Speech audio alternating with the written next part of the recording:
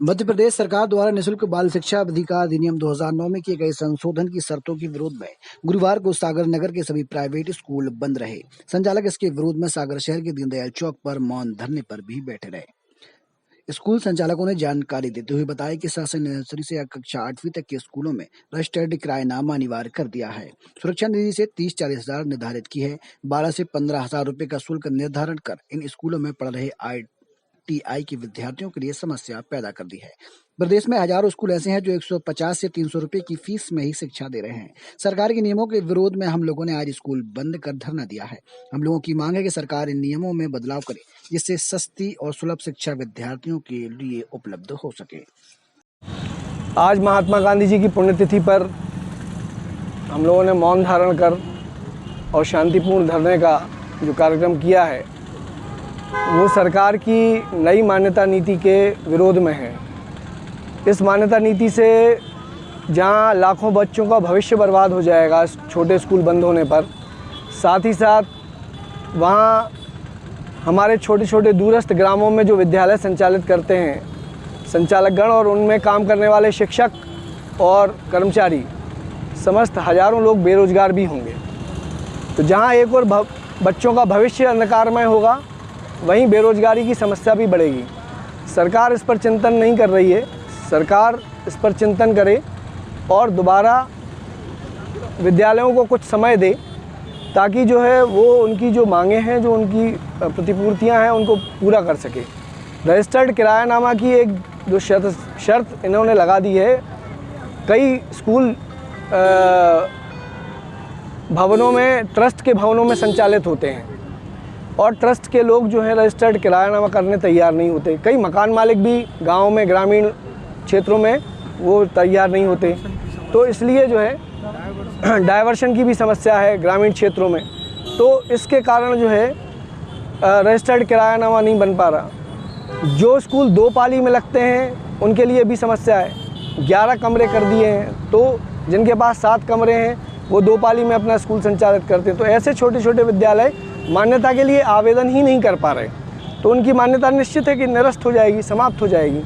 तो ऐसे विद्यालयों के लिए सरकार कुछ प्रावधान करे, ये हमारा कहना है। और सरकार को इस नीति पर थोड़ा सा पुनर्विचार करना चाहिए। और 2017 के पहले जो नियम थे निःशुल्क एवं बाल शिक्षा अधिकार अधिनियम में हम लोगों को कोई शुल्क नहीं लगता था, तो 8वीं तक के विद्यालयों को शुल्क से राहत दी जाए। FD और इससे जो है मान्यता शुल्क से राहत दी जानी चाहिए। हायर सेकेंडरी स्कूल तो वैसे भी मान्यता शुल्क भी भरते हैं और जो है FDs भी लगाते हैं, साथ ही साथ आपका जो है हमारी मान्यता का रजिस्टर्ड किरायानामा भी लगाते हैं, है ना।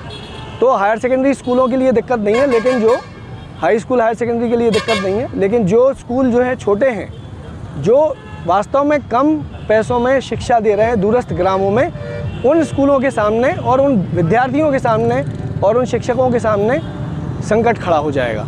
इसके विरोध में हम यहाँ धरना पर, मौन धरने पर बैठे हैं। यदि आपकी मांगें नहीं मानी जाती हैं तो आगे आप लोग क्या आंदोलन करेंगे? और हम गांधी जी के ही रास्ते पर चलने का सोच रहे हैं। हमारे प्रदेश के समस्त संगठन इस बारे में आज विचार करेंगे और जहाँ तक हम सविनय अवज्ञा आंदोलन के लिए हम आगे निर्धारित करेंगे।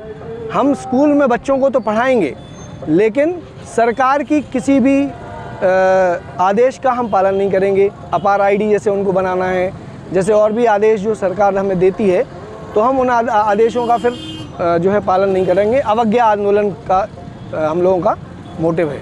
आपने आज विद्यालय सभी ने बंद रखी, लेकिन कहीं देखने में आ रहा है विद्यालय खुले हैं। नहीं, आज संपूर्ण सागर जो है बंद है। कोई भी विद्यालय जो है वो खुले नहीं है। शिशु मंदिर खुले हो सकते हैं, क्योंकि विद्या भारती जो है वो तो सरकार के ही स्कूल हैं, इसलिए निश्चित बात है कि, और कुछ एडेड स्कूल होंगे, सरकारी स्कूल खुले होंगे, है ना। बाकी प्राइवेट स्कूल टोटल बंद है। आगे क्या स्कूल और भी बंद रह सकती हैं? नहीं, हम विद्यार्थियों का नुकसान नहीं करना चाहते। ये सांकेतिक बंद केवल 1 दिवसीय है, और 1 दिवसीय केवल इसलिए है ताकि सरकार इस बारे में विचार करे कि इससे 1 दिन के बंद से विद्यार्थियों का नुकसान सरकार यदि सोचती है, तो आप सोचिए इतने हजारों स्कूल बंद होने के बाद उन विद्यार्थियों का क्या होगा, उनका क्या नुकसान नहीं होगा, उनका क्या भविष्य अंधकारमय नहीं होगा। इसलिए उन बच्चों का भविष्य, आरटी के बच्चों का, साथ ही साथ सामान्य बच्चों का, उन छोटे विद्यालय में पढ़ने वाले बच्चों का भविष्य बर्बाद ना हो, इसके लिए हम सरकार को केवल एक जो है, कलेक्टर से नहीं मिले आप लोग, सीधे धरने पे बैठ गए? हमने माननीय शिक्षा मंत्री से भी बात करी, सांसद महोदय, लगभग प्रदेश के 150 विधायकों और मंत्रियों ने जो है प्रशासन, शासन और शिक्षा मंत्री को पत्र लिखे हैं, लेकिन उसके बाद भी सरकार यदि हमारे बात पर विचार नहीं कर रही तो हम शांतिपूर्ण धरने के लिए मजबूर होना पड़ा हमें। क्या शुभ नाम है आपका, क्या दायित्व है? मैं धर्मेंद्र शर्मा हूँ, प्रदेश सेवा संगठन का प्रदेश अध्यक्ष हूँ।